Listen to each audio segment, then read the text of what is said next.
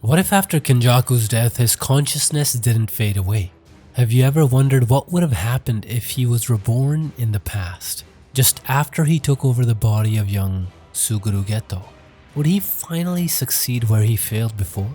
Would the entire Jujutsu world stand a chance this time? And the most important question of all, would he still choose to be evil? As he is reborn in the moment that he took over Geto's body, the first thing he does is think about what exactly led to his failure last time. In the original timeline, Kenjaku was killed by Yuta Kotsu. He didn't sense Yuta getting closer to him because he was distracted by Takaba, whose curse technique forced Kenjaku into a reality that was governed by the rules of comedy, not logic. He got careless, caught up in the moment, and that mistake cost him dearly. Yuta was able to take off his head just like that. Even after losing his head, he didn't die right away. His curse technique went out of control, and the countless cursed spirits that he had taken over started to escape from him. But even then, he had the time to transfer the authority to initiate the merger of humankind to Megami Fushiguro, or rather, Sukuna, the person who was now in control of that body. The next thing that came to his mind was Fumihiko Takaba. Kenjaku was a master tactician who valued logic above all else. When he was forced into a battle of humor due to Takaba's curse technique, comedian, it threw him off. Though he initially enjoyed the intellectual challenge of the comedy skits, the technique eventually drained his focus and forced him to drop his guard so that he could finish the bit. Moreover, Kenjaku couldn't use standard barrier techniques or even curse spirit manipulation to overpower him because of the rules of Takaba's curse technique. This was what allowed the most dangerous person on the battlefield to sneak up on him and finish him off. That was the first mistake, fighting directly. It gave his enemies time to distract him. This was a flaw that needed to be fixed. Kenjaku wasn't defeated because he was incompetent. It happened because he trusted others to be competent. The next factor that caused his failure was his failsafe. He passed the authority to activate the merger to Sukuna. But the thing is that Sukuna was never interested in evolving humanity. So Sukuna might have seen the merger as a backup plan if nothing else. But more importantly, the real failure came from the rules of the culling games.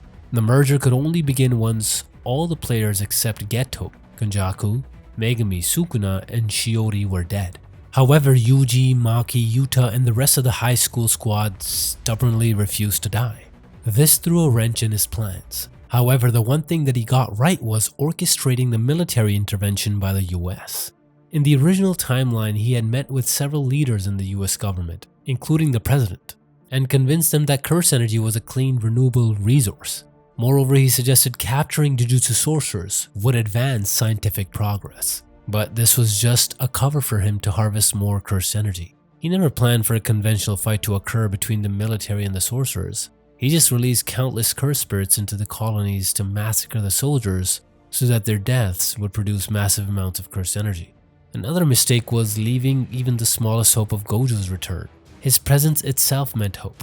For most of the culling games, the good guys were focused on releasing Gojo from the prison realm, because he was one of the only people capable of standing against Sukuna.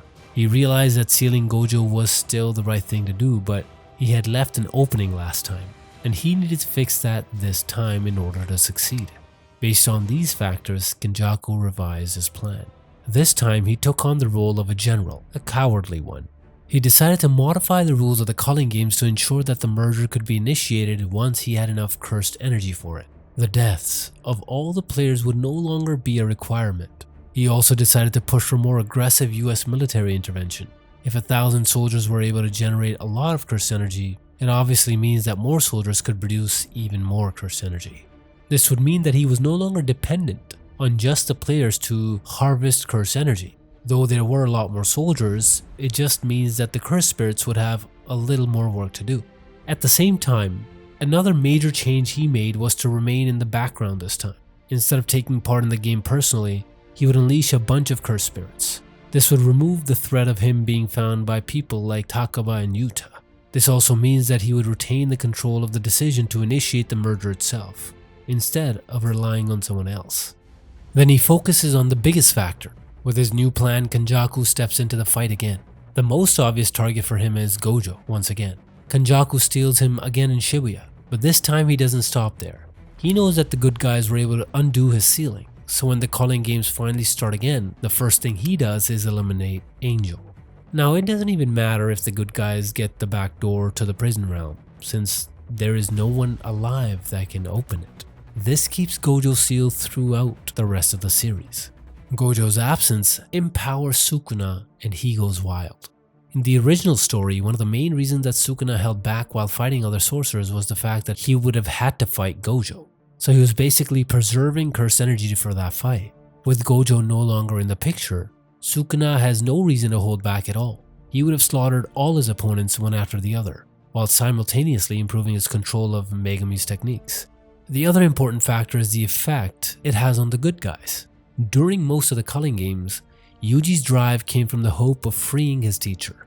Without that goal, Sukuna would have discarded him much earlier, so that he could take over Megami. As for Megami, his descent into despair would have been absolute. Without the trump card of Gojo to save Sumiki, Megami would have fallen deep into darkness much earlier. And this meant that Sukuna's takeover of his body would have been even smoother. Then there's the other issue. During the original timeline, Yuta used Rika's ability to copy Kenjaku's technique. It actually took over Gojo's body for a short while.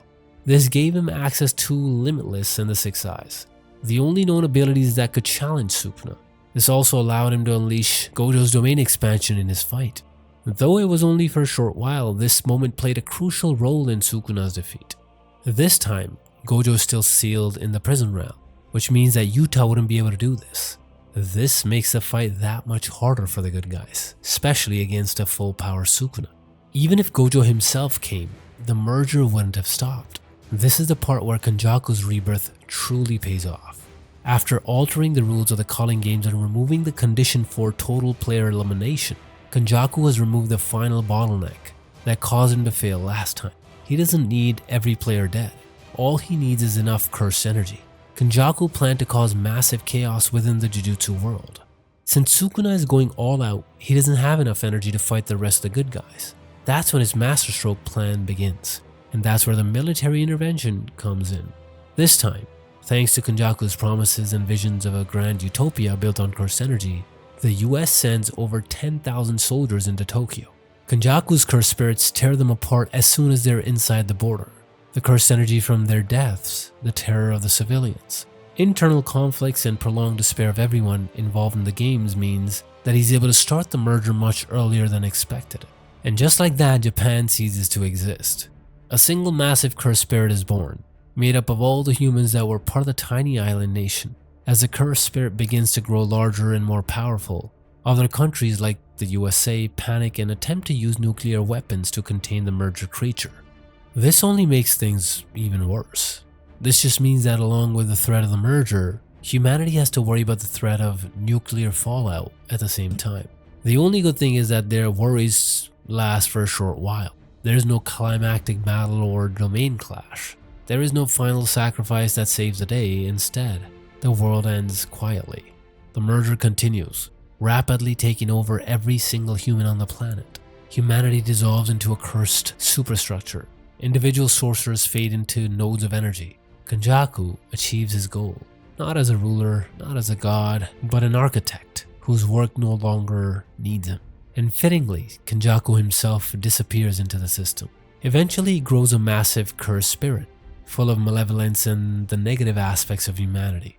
Kenjaku's triumph collapsed in on itself. Kenjaku technically won, but his victory came with a flaw no one could have planned for. By absorbing all of humanity, the merger inherited not just despair, but that deeply human contradiction, the urge to end suffering by ending everything. So instead of rampaging or ruling, the massive cursed spirit turned inward, collapsing under the sheer weight of its own self-hatred. What came next wasn't some dramatic apocalypse. It was quiet. Decades passed with no witnesses as the planet healed on its own. Cities were swallowed by forests, oceans erased old scars, and cursed energy faded away entirely. No sorcerers, no curses, no systems left behind, just an earth that settled into a strange, indifferent balance.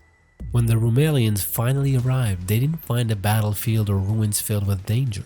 They found a living, thriving world that almost felt deliberately prepared for them. They never learned what had been lost to make that possible. or why the planet was empty in the first place. To them it was simply paradise, and they claimed it without ever knowing its price.